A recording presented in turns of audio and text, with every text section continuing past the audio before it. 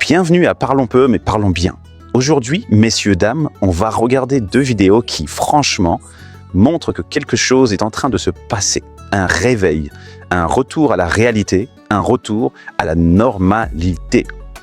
On commence avec un monsieur qui, sur un plateau, entouré d'un public hostile et d'une animatrice féministe, décide de tenir ses positions. Et quand je dis tenir, il tient debout sur la logique, pendant que les autres se noient dans l'émotion et l'idéologie. Regardez bien. L'homme fait l'homme, la femme fait la femme. Et est-ce que vous pensez qu'un homme est supérieur à une femme et que vous êtes supérieur aux femmes? Un homme est évidemment supérieur à une femme sur le plan physique. Il est plus fort, musculairement. Ce qui veut dire que dans une dispute, s'il n'y a pas de respect pour la femme, il peut lui mettre une branlée. C'est ça que ça veut dire. L'inverse n'est pas possible. Ce qui veut dire donc que le couple est basé sur le respect. Un homme, il est un peu quand même... On peut vérifier qu'historiquement, l'homme a fait quand même plus de choses que la femme sur le plan culturel, philosophique, mathématique, musical. Et donc on peut estimer qu'il y a historiquement une supériorité créative de l'homme. Et par contre, quant à la supériorité sociale, ça n'a rien à voir. Une femme riche a plus de pouvoir qu'un homme pauvre. C'est évident. Chez un homme, c'est souvent le statut social qui est attirant. C'est qu'il est quelqu'un. Ouais. Il y en a qui comprendront. Hein. Oui. Et une femme, c'est pas quelqu'un? Une femme, c'est pas quelqu'un? Je pense que pour les hommes et pour la société, une femme, c'est d'abord... Je vais être provocant, c'est d'abord un animal physique. Une femme existe d'abord parce qu'elle est belle ou pas belle. C'est traditionnellement. Et bien pas sûr. un homme. Il n'y a pas d'animatrice de télé grosse. Pardon? Il n'y a pas d'animatrice de télé grosse, il faut d'abord être joli. Vous voyez? Alors qu'on peut imaginer qu'un homme qui a du talent peut être laid. Donc c'est une réalité sociale. Bonjour. Vous ne pensez donc pas qu'une femme puisse être à la fois maman, mère et maîtresse avec le même homme? Si, mais c'est triple journée, c'est 3 fois plus de travail. Non, regardez, je me porte très bien. Oui, mais vous êtes jeune et vous allez vite vous fatiguer. Je suis pas d'accord. Vous risquez de devenir vite vieille, c'est ça le danger, parce que vous faites une triple journée. Normalement, un macho accompli, c'est un homme que les femmes prennent pour un homme. Ce qui est quand même le plus difficile. Et c'est vrai que la première chose pour passer pour un homme dans notre société, c'est quand même d'avoir les moyens de faire vivre les femmes. Vous voyez? Et c'est vrai que ça a beaucoup à voir souvent avec la profession, avec le niveau de vie. Et les femmes, elles vous prennent pour un homme? C'est une bonne question. J'essaye de faire le maximum pour l'image que j'ai de moi-même et pour elle. Évidemment, c'est un combat. Puisqu'être un homme, c'est faire front. Donc par exemple, quand vous marchez dans la rue avec votre épouse et qu'il y a 3 types qui passent et qui disent « Elle est bonne ta gonzesse, tu l'as fait tourner », quand on est un homme, on laisse pas passer ça. Et la femme est contente que son homme ne laisse pas passer ça. Ça génère le respect, et le respect génère le désir. C'est ça que je veux dire. C'est que je vois pas comment une femme peut désirer un mec qui se déballonne systématiquement. Parce que la femme aime que l'homme soit dur et juste, en haut et en bas. Ouais. Les femmes aiment les machos.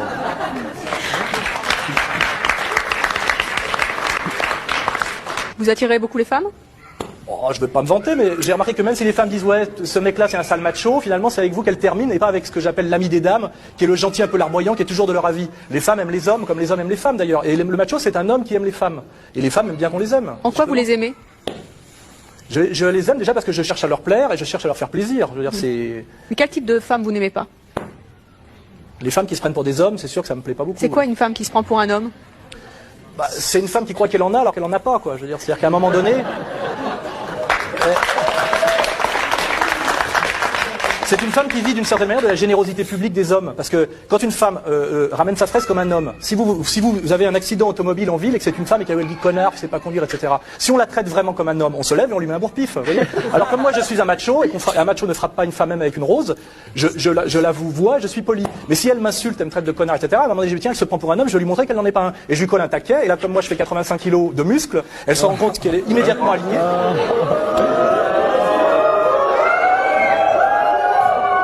Je sais pas ce que j'ai dit d'énorme là, mais il me paraît évident que à part certaines femmes athlètes soviétiques, en moyenne, un homme est physiquement plus fort qu'une femme, et pour que...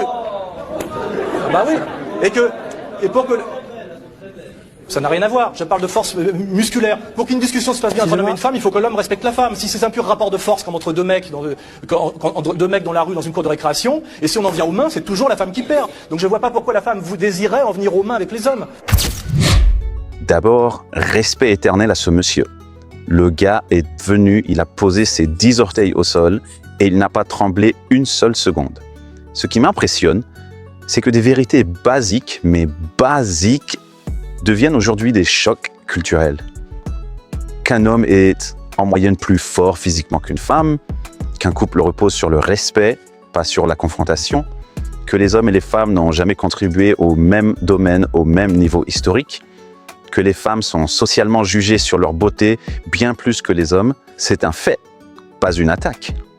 Et pourtant, sur le plateau, dès qu'il dit « une femme existe d'abord physiquement », c'est comme si le monsieur avait lancé une grenade. Et pourtant, il ne dit rien d'illogique. Le vrai problème, c'est que le wokisme a anesthésié les esprits. On vit dans une époque où rappeler un fait biologique est considéré comme une violence. Mais réécrire la biologie est applaudi comme une avancée.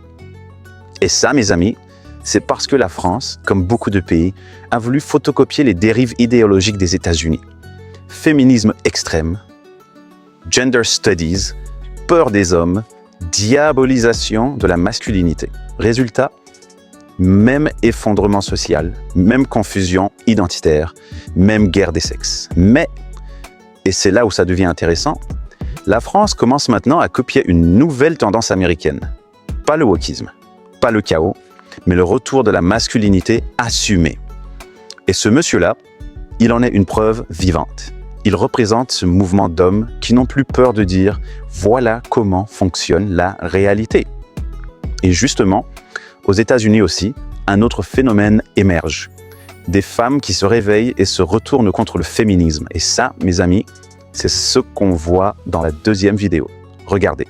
Briens, est-ce qu'il faut à un moment qu'on voit, nous les femmes, le verre à moitié plein plutôt que le verre à moitié vide, ou est-ce qu'on a raison de continuer à se battre?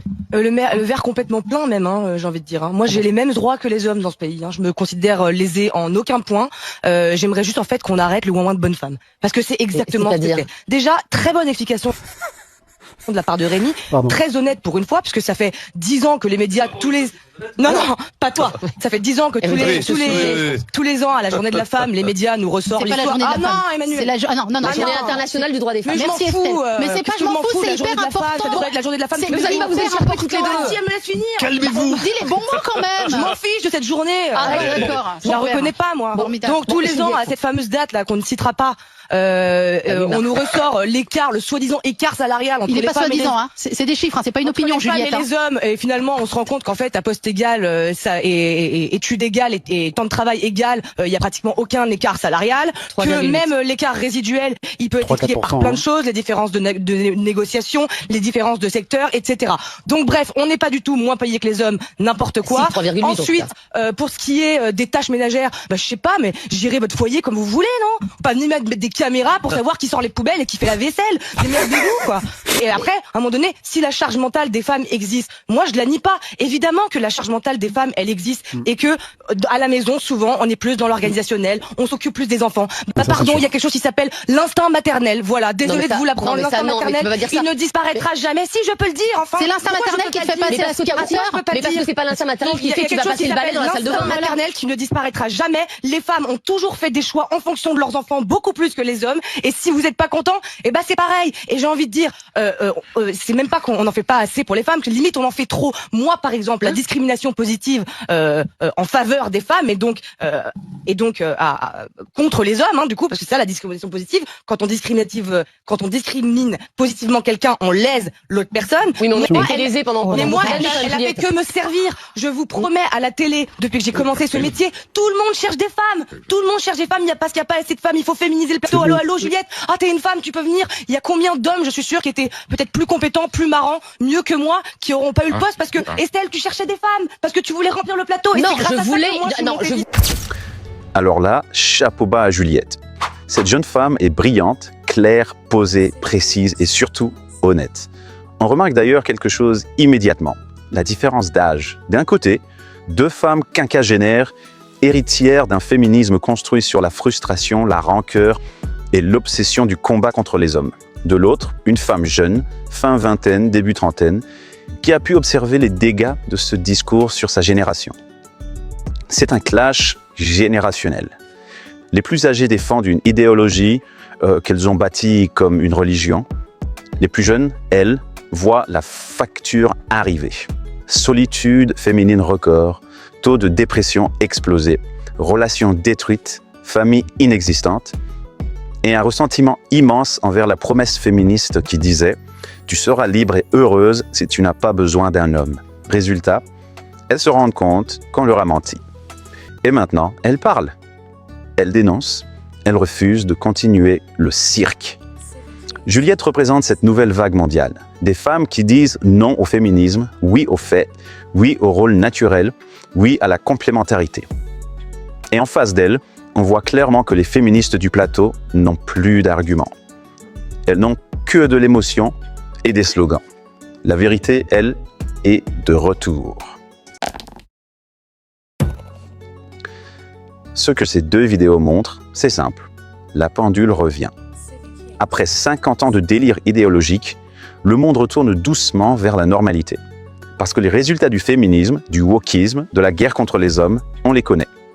Chaos social, famille détruite, jeunes perdus, baisse de natalité, haine entre hommes et femmes, confusion totale dans les écoles et effondrement spirituel.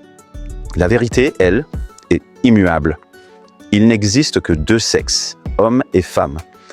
Les exceptions sont médicales ou psychologiques et doivent être accompagnées, pas transformées en idéologie scolaire. Une société saine transmet un savoir technique à l'école, pas une doctrine. Dieu a mis en place un ordre naturel. L'homme mène, la femme accompagne et ensemble, ils construisent la vie. Toute idéologie qui contredit la création finit en destruction. Aujourd'hui, il faut le dire clairement, le féminisme doit prendre fin. Le wokisme doit prendre fin. Et les attaques contre les jeunes garçons et les hommes doivent cesser immédiatement. Parce que sans hommes solides, il n'y a plus de famille. Sans famille, il n'y a plus de civilisation. Et sans civilisation, il ne reste que le chaos. Ici, à Parlons peu mais parlons bien, on fait notre part. Ramener du bon sens, ramener la vérité, ramener la lumière. Merci d'avoir suivi cet épisode et comme toujours, parlons peu, mais parlons bien.